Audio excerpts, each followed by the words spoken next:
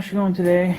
So this will be our, you could say, extreme cold start for the 1586. It's just that it's not really cold out. It's 30 above or around there-ish.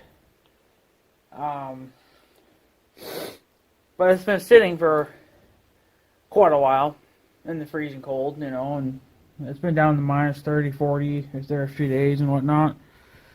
So the block is still frozen. I got it plugged in. It's probably going to be at least plugged in for 3 hours, maybe 4. So that would be a test for that. And I also, since it was also a nice day out, I also went ahead and installed the oil pressure sensor or whatever. You know, so I can use the gauge inside the cab to read my oil pressure. So this is the original one. This is what they put on. Right here. You can see that cheapy cheesy design they did. I mean, it worked, but it's just not what I wanted. I'm gonna keep it anyway. You never know. It may come in handy. The hose is all nice and stiff and bent. And it did thread in there just fine too. I hooked up the wire. I'll put a picture there, if you can see the picture all right, of it being installed and complete. Hopefully, how hard that can be, I don't know. It's literally just 2 things you got to hook up and then you're done. So hopefully it'll work. But I'll find out before you guys will, because this is going to be the first part of that video and I haven't even started it yet. So you guys won't know until you see the actual cold start of the video, and then I'll tell you if it worked or not. But hopefully it'll work. That's what I hope. I don't know what else. How else? I did have to cut off the original end, which is this guy right here. This is the original. That's how they did it back in the 70s and 80s. I mean, they still kind of do stuff like that nowadays, but they're not this style anymore. So that's the original. I just cut it as short as I possibly could because I figured, well, if it ain't going to work, which I'm sure it will, they still make these kind of things, you know, so I even got a set of them. But no matter what, it's not going to work anyway for that kind of oil pressure sensor, because that kind takes the terminal rings. It doesn't take these flat speeded kind. So I don't know what I'm going to do with this. So I guess I'll just put it there for now. And then I got the cap too for the thing. Just put everything there for now. But it should work. I don't see why it shouldn't. Make sure my pockets are empty. So it was a nice day to do it. And I figured, well, that's going to be an easy job. I don't really have to wait, you know, to get it into a warm shop to do it. If we could just get a warm day, like today, it was pretty good out, so I managed to do that. So we hopefully should have 2, well, technically should have 3 working gauges now. The only one that's not going to work yet is the coolant temperature. And then the other 50% of the fuel gauge is not working. So, yeah. But we'll find out here in probably a couple hours or so if it will work or not once I start it up. So, it should. I don't see why it shouldn't, but like I said, I won't find out until I start it. So. But hopefully the gauge is alright. Hopefully the gauge isn't worn out or something. I mean, it seemed to move, but you know, the gauge could be going bad too.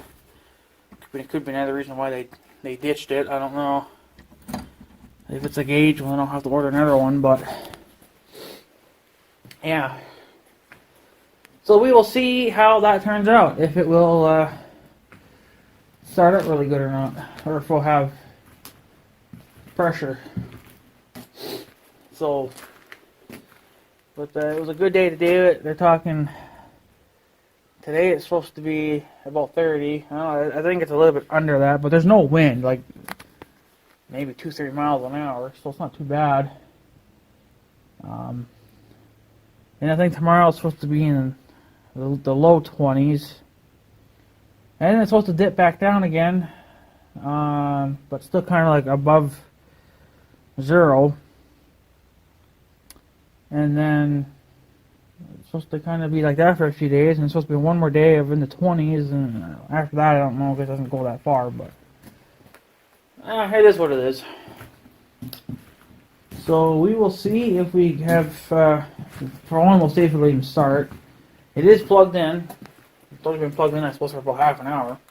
The block was already starting to warm up, and of course you can hear it cooking. So, well, yeah, if that new oil pressure sensor works, I'll be glad, because I never cared for that. I never cared for that. That's where I put it, by the way. I didn't really care for that. It worked, but I didn't like it because I couldn't read it from inside the cab. You either had to lean way over to look through the window to read it. You know, which an old timer's not going to do that. You know, because they have enough problems as it is. I'm not going to want to lean way over, you know, to read something. And to read it, you'd have to, another way is you'd have to step out of the truck or out of the cab to read it. Well, who wants to do that? It's just as simple just to have the original gauge there, you know, and you can just glance at it, you know. It's like, really? But you got to remember, that was a $66 part, though, too, and I don't think an old-timer is willing to pay that. Especially when they're close to retiring, you know. It's like, well, when they are retiring, they're not going to do that. So they leave it up to the next sucker to deal with it. Well, I already dealt with it now, so I think I heard one thing about them, those sensors. Some people complain that they don't last very long. That's just, I suppose, a few years or something. I don't know. So we'll see how long it lasts, but it's not made in China. So I don't see why not. It seems like the Chinese shit doesn't last very long compared to other countries. They seem to last much longer. So, you know. And I will be talking. I got a couple other topics I'm going to talk about. I'm just going to let you guys know now. Not in this video. They're going to be probably in 2 separate videos. They both pissed me off very much.